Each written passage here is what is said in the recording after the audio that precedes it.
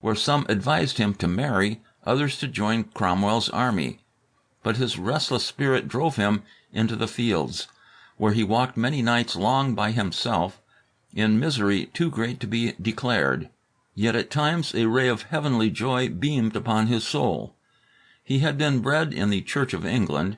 One day in 1646 the thought arose in his mind that a man might be bred at Oxford or Cambridge and yet be unable to explain the great problem of existence. Again he reflected that God lives not in temples of brick and stone, but in the hearts of the living, and from the parish priest and the parish church he turned to the dissenters. But among them he found the most experienced unable to reach his condition. Neither could the pursuit of wealth detain his mind from its struggle for fixed truth. His desires were those which wealth could not satisfy. A king's diet, palace, and attendance had been to him as nothing. Rejecting the changeable ways of religious sects, the brittle notions and airy theories of philosophy, he longed for unchangeable truth, a firm foundation of morals in the soul. His inquiring mind was gently led along to principles of boundless and eternal love, till light dawned within him. And though the world was rocked by tempests of opinion, his secret and as yet unconscious belief was stayed by the anchor of hope. George Fox had already risen above the prejudices of sects. The greatest danger remained.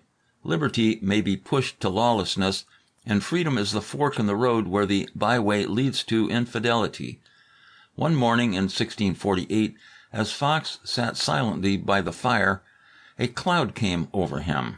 A baser instinct seemed to say, "All things come by nature," and the elements and the stars oppressed his imagination with a vision of pantheism. But as he continued musing, a true voice arose within him and said, "There is a living God." At once his soul enjoyed the sweetness of repose, and he came up in spirit from the agony of doubt into the presence of truth. He thirsted for a reform in every branch of learning. The physician should quit the strife of words and solve the appearances of nature by an intimate study of the higher laws of being.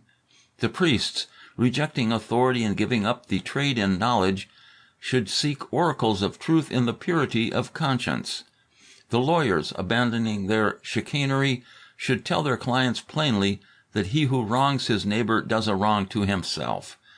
The heavenly-minded man was become a divine and a naturalist, and all of God Almighty's making. In this way did George Fox arrive at the conclusion that not the universities, not the Roman See, not the English Church, not dissenters, not the whole outward world, can lead to a fixed rule of morality.